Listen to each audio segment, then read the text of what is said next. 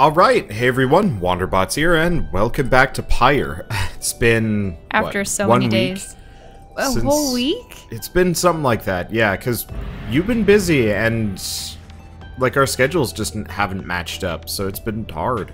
Anyway, there's no time now to return to the Moonlight Alcove as before, as the stars already urged you on. Everyone is ready to make haste for the Pit of Molith. Hey, when did you take up my role? I mean, you were slow. Hey! I'm curious how much more we have. Volfred approaches you as you fly above his hidden lair at the Moonlight Alcove. I read that right the first time and I just thought I thumbled. Yeah, you did. Ah, you cannot help but wonder if you shall ever return there. Our dear alcove, I've asked my agents to break down the place. It shall soon be gone, if it isn't already. We shall not be returning.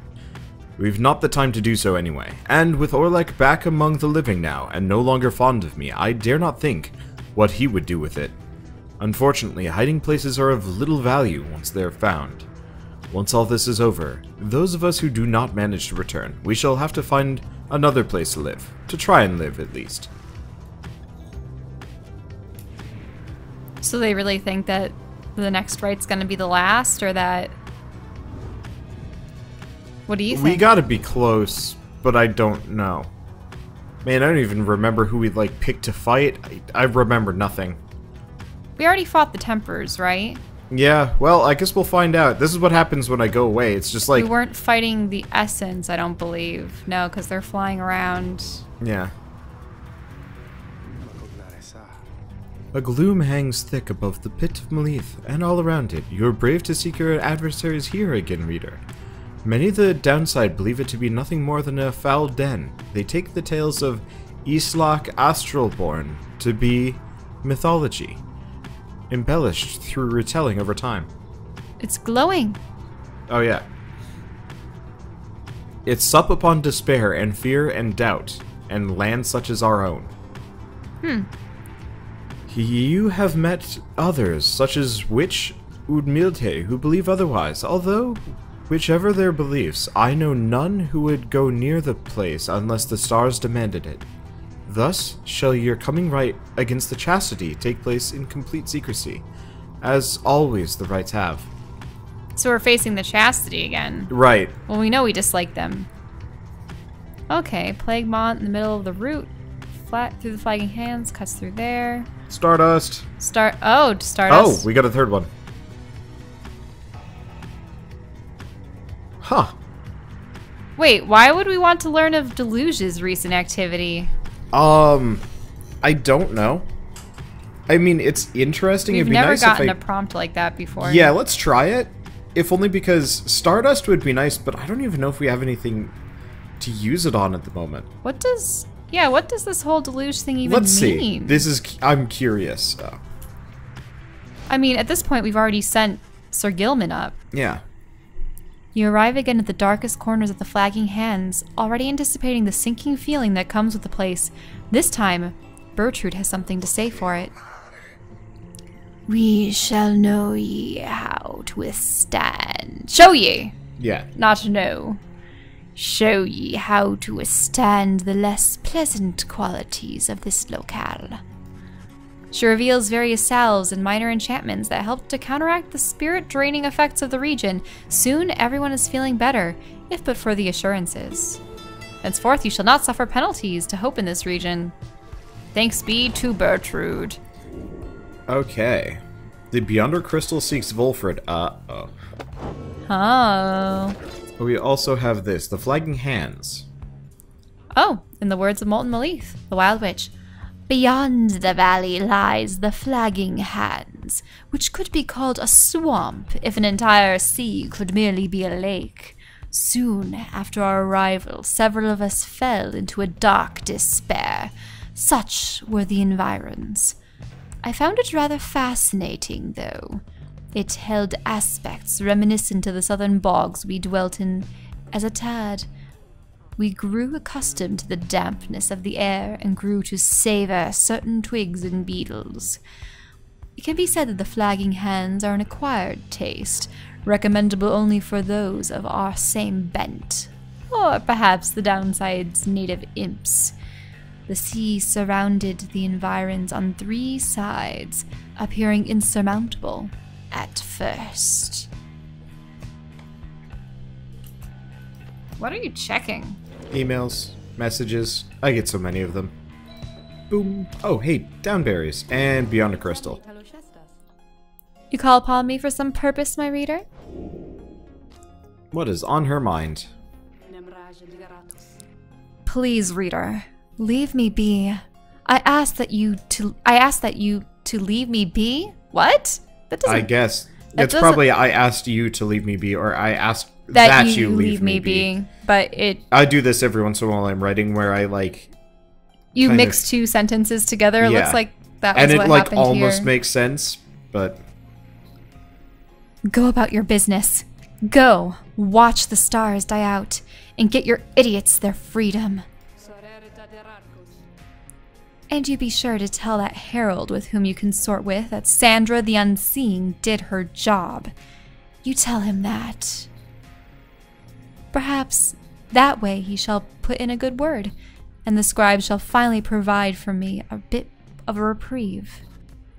She falls silent for a time. I do not know what else to do, reader.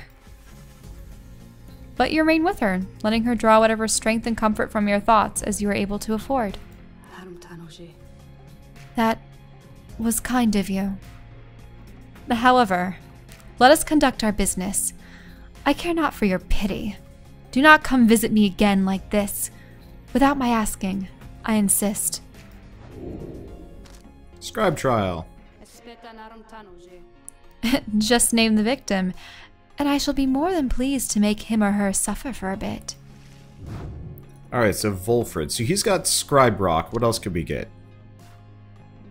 Because we maxed that out. It depends on if you think he should be faster or have more presence to slam people with.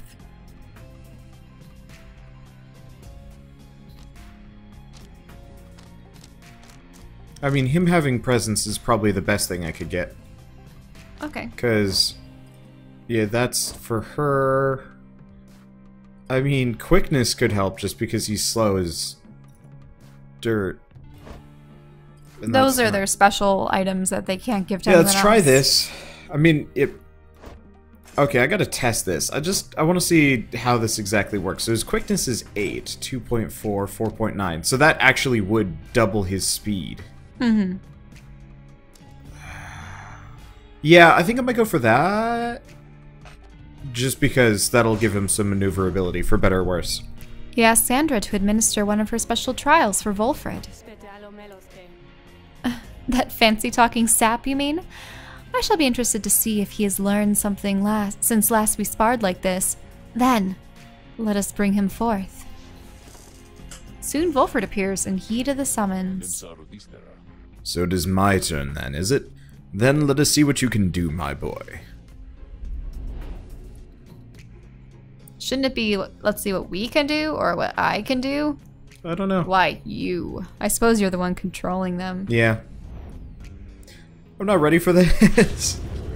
I never am with this game. It's a trial. The apparition Sandra appears and unfastens her mask. Listen well, sap. You answered to me here. As you will, O Sandra the Unseeing. Proper as ever then, though I wonder if you have the wherewithal that you project. Show me then what you can do without the benefit of those whom you would lead, and let us see if you and your lovely reader have reached a thorough understanding as of yet. Okay. So we're facing another sap, a human, and a demon. They can't reach that, and they know it. But they're just gonna crowd in, but can't approach the orb. They can't. This is really funny. This is hilarious. But I think what she was trying to do is they were trying to like block you in. Yeah. Oh, man. They Got were it. going to try to plant one on you. Yeah, he was gonna try and plant one on me. Which shouldn't act... Oh, but it works because of the ball. Oh, wow. That's good. Yeah, so Volfrid, so here's the thing about Volfrid and this... Wow, he does damage. Here's the thing about Volfrid. They actually can't deal with the fact that the plant aura exists. Like, they're actually just walking can't into handle it. So they just get really confused and then I win. That was funny. I'm grateful for the privilege of your time, good Sandra. Flattery shall never get you anywhere with me, sap. Nonetheless, your performance was sufficient, and you passed my test. Thus, congratulations on order to you and to your lovely reader. Now, farewell.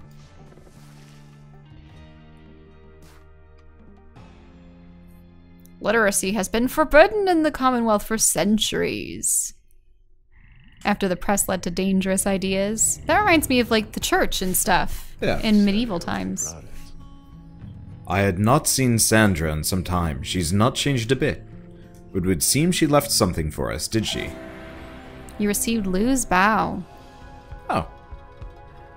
Some extra distance on his teleport. That's kind of tempting. I think still boosting his presence is maybe a bit more useful. Just so I can wield him like a club. Okay, let's scry for information. Because I'm very curious. Your senses guide you to a scrying pool somewhere in the darkest corners of Fallowfield, and you look upon the waters.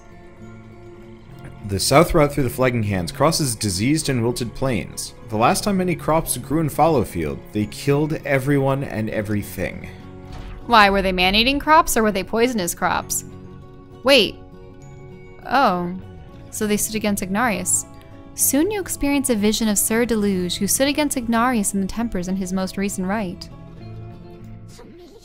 Did this knight just prevail against the Tempers? You might want to shut your mouth there, Sir Deluge. Good thing for you these rites make me play nice. Please, just don't be angry with this knight. This was an accident. Wait. Was Deluge making deals with people to intentionally lose and accidentally won, or what was happening? He's terrified of Ignarius. Remember, he's a coward? Yeah. And Ignarius is this, like, big, threatening dude. The vision fades. It seems the Pyre Hearts prevailed against the Temper sometime not long ago, gaining favor of the scribes. Okay. But we wonder where their paths have taken them since you returned to the Black Wagon to pursue your vocations. Oh. Well, that's kind of disappointing. Oh, but I guess we get to talk to somebody. Oh, Faye. Faye seems to be talking to the Black Wagon's walls again, though this time something seems to have come over her. Little brother, what is wrong with me? What is wrong with me? What is wrong with me? You're unsure whether to check in on her or leave her be. Faye is acting rather odd, even for her. What do you want? Wait, do you want to actually talk with her and risk her running away, or do you want to risk not talking with her and her just hiding anyway? I kind of want to listen. You want to see if she can work through her own problems? Maybe. I don't know. I'm up for either. Do you want to talk to her? This is a tough choice. Because she's never intentionally opened up to us, period. So. Yeah, it's always been us stumbling upon her talking when she's alone because she talks with inanimate objects rather than people. Yeah. I mean, I would approach her. Okay, because let's get her attention. Worst comes to worst, we reload or something. Though Faye is clearly capable of surviving on her own, you do worry for her, and in this case, make attempt to reach out to her. Oh, hi, mister. I don't think I saw you there just now, and so, my little brother here and I, we were just talking for a little while. Well, I was the one doing the talking. Why, My little brother, he is just a wagon out wall, so he cannot respond. He can't respond, but he can listen, and he listens really well. Now, I'd like to get back to my conversation here with him, if you don't mind. And you're welcome to stay, though, if you like. It seems Faye is doing all right after all. Shall we load checkpoint and see what happens the other way? Well, she was inviting you to stay and listen in on her conversation with the wagon wall. Okay, there we go. Let's keep listening. She did invite you to stay. Perhaps you will learn something from her. You decide to take Faye up on her invitation and keep listening to her conversation with the wagon wall, her little brother, as she calls it. Anyway, what was I saying? Oh, I remember. It's that they always said that there was something wrong with me, but they wouldn't really tell me what. They said that I was moon-touched. But so what? Those deemed impaired by Commonwealth standards, or very different in a negative sense. So then, the scribes, they called me here. They're the ones who brought me here, not those people. They were so cruel. They always were so cruel. I didn't have a little brother at the time. No one that I recall, really. Although so much of it back then, I can't tell how much of it I dreamt. Most of it, I didn't want it to be true. But I remember that they threw me out. They decided that they would throw me out and let the scribes take care of me, they said. The scribes, they would take care of me. It was so very quiet here, and I was all alone, again, although I think I liked it more, being alone down here, than being alone back there. Everybody's alone down here, and so it makes me feel less alone, somehow. Back there, why, I would sometimes see families, brothers, sisters, mothers, fathers. But here, there was hardly anyone at all. But I knew that I was closer to the scribes. I knew that they were in the sky above. And I did search for them up there, you know? And then, one night, I found them. I saw the stars, and they were falling to the ground. And I thought, why is it the scribes themselves are crying? Are they sad? And maybe, are they sad for me? Well, that was when I first saw you, little brother. With your help, I would get closer to the scribes. That way, maybe they would answer all my questions, don't you think? But I'm so very glad I found you and the others. I'm finally not alone. I'm finally not alone. And more importantly, I think sometimes I even feel that way. That I'm not alone. Maybe, as we get closer, maybe I will get to feel that way more often, being here or being anywhere with you and with all my friends. She falls silent. Though you were concerned for her at first, you sense that now she is at peace. She wanders off, faintly smiling. You sense that you have a better understanding of her now. Roster update, Fang. Wrong person. Wrong one. I think that's everybody then. So, she vagrancy. She failed to meet basic cognitive standards and had no place or family in the Commonwealth. Huh. Motive none. The records state she demonstrated a thorough lack of understanding of her wrongdoing. And she was only down there for 2. Mm-hmm. Yeah, so one day she was taken in by the authorities. Revealed her fixations about the scribes. She was deemed witless. She possessed a strange affinity for the old ways, though, whatever the old ways are.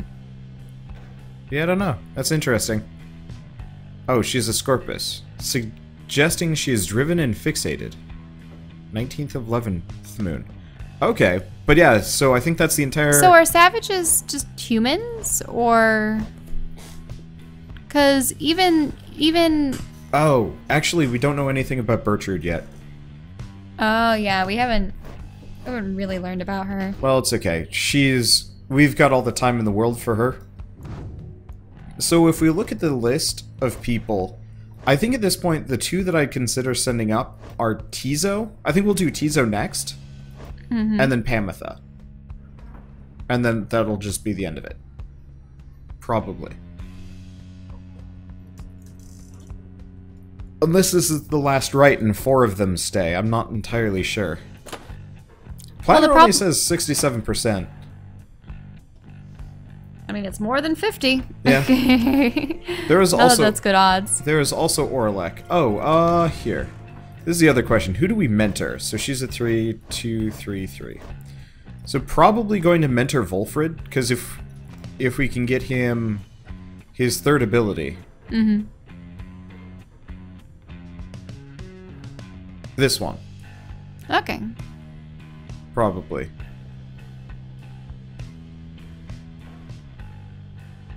Yeah. Because this one's not that useful. Maybe? I mean, I guess that is actually quite useful for when the whole party is dead. Adversaries are slowed and cannot use abilities. Oh.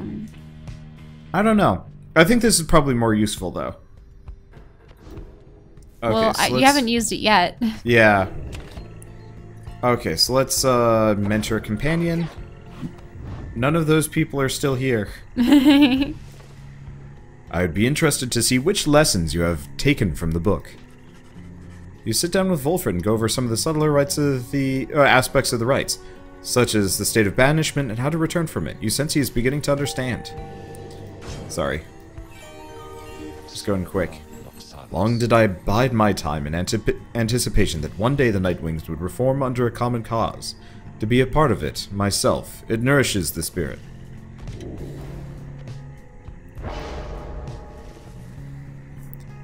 Banishment, as a failure, is a time for careful introspection. Okay, and let's continue our journey. Found your calling. I'm curious about that. Well, to the pit of Malith. Where we fight against Manly Tinderstaff. Manfree? Is it Manfree or Manly? Manly. Really? He's just called Manly? I think it's Manly. Halt, everyone. I beg you please forgive my rudeness here. The black wagon has shuddered to a stop en route to the pit of Malith. There is some commotion as the lone minstrel motions for everyone to be still.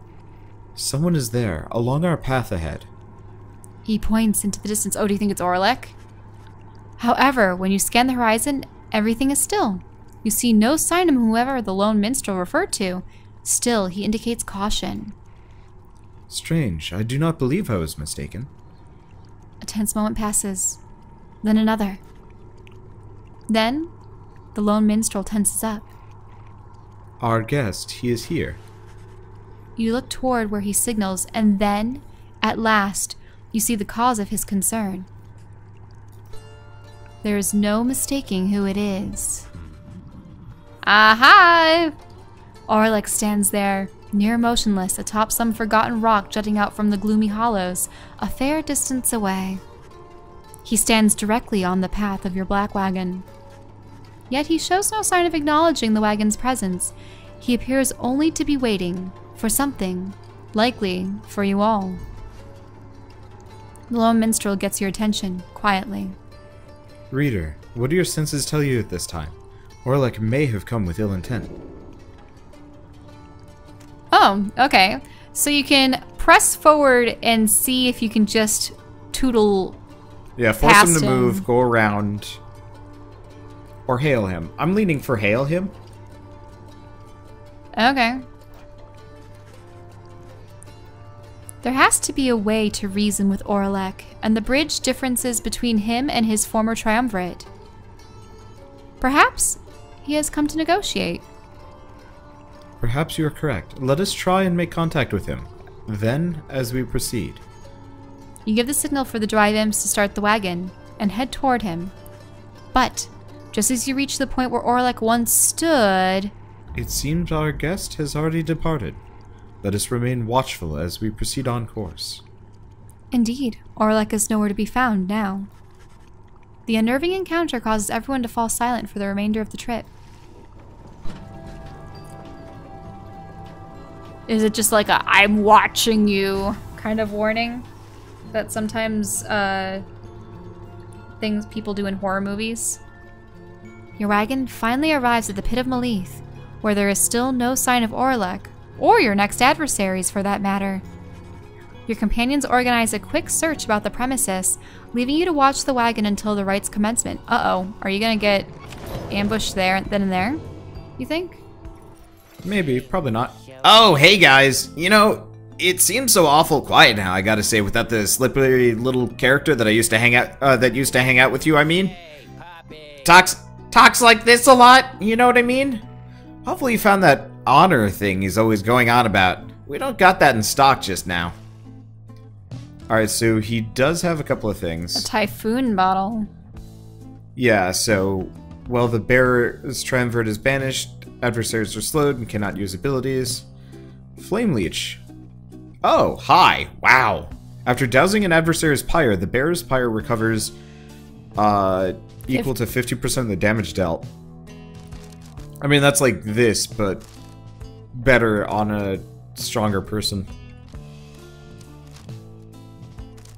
Not too interested in it, admittedly, but still. And those bands are pretty much only good with one another. Yeah. If I do that... Well, we got the down berries I can sell. You don't even have that much money. No. Well, we spent a lot.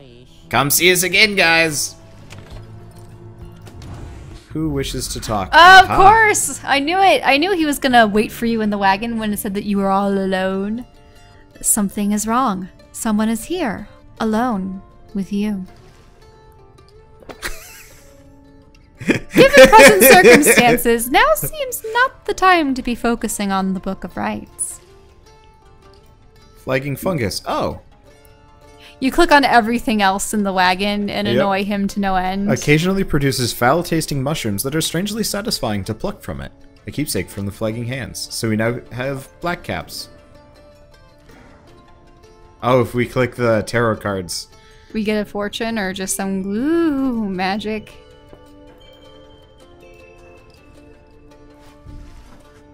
Orlek seems to be examining various objects in the wagon.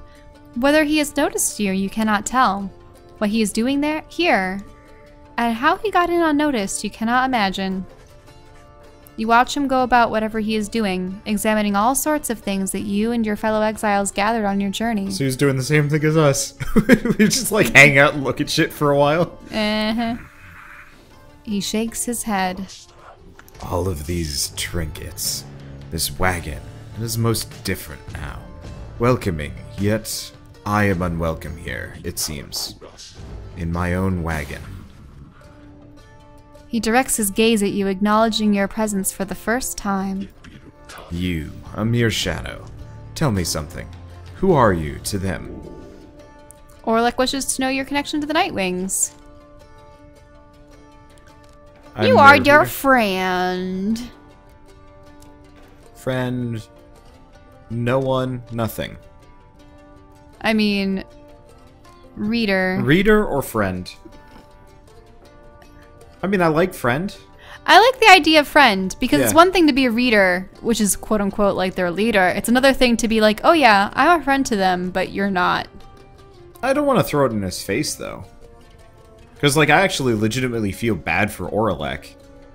He got betrayed hella hardcore. He'll probably have some retort. He'll, like, laugh to himself and be like, friends, you know what they're in this for. They're just going to, you know, turn their back on you as soon as they realize they're not getting out, kind of thing. It'd be cool if you could, like, actually pick an option that lets you recruit Orlek, but I highly doubt it. Well, do your friend thing. Say you are their friend. You tell Orlek that you have traveled all across the downside with this group, and count them as your trusted friends. It is a different group now than in his day. A friend, is it? Beware then, for the Nightwings do not always treat their friends with all due charity. Ah, see, I knew he had a retort to that. Relay to them a message for me, Shadow. Tell them I shall have my night. He strides right past you, toward the door, but then he turns to you again, once more. I shall have my night. Yes, we got it the first time. Then Orlek is gone. Did he have to repeat that for dramatic emphasis? Well, I mean, he had it stolen from him. True. We've already done the Pit of Melith, though, yeah? In the words of Luce Glorian. No, this is Luce Glorian, sorry. So the Pit of Melith, in the words of Luce Glorian, 100 Minds the Scholar. If there is one celestial landmark in which I could never again wish to tread, unless, of course, the stars beseech me to it, it has to be the pit. 'Twas dark in there, beyond all reckoning. If not for Melith's sorceress lantern, all of us, we would have been lost. What lies within the pit is not to be invoked, although I have no doubt our goodly Underking shall be unable to prevent himself from boasting how Melith sealed it there for an entire age. The thing yet lies there on the edge of death. Through its connection to the stars, it gives the pit significance. Walk there with courage and a steady mind. So, did it just crash into the earth? Yeah, so they didn't kill the Astralborn. It was an extraterrestrial titan or whatever, and they couldn't kill it. Mm-hmm. But they can lock it away mostly dead.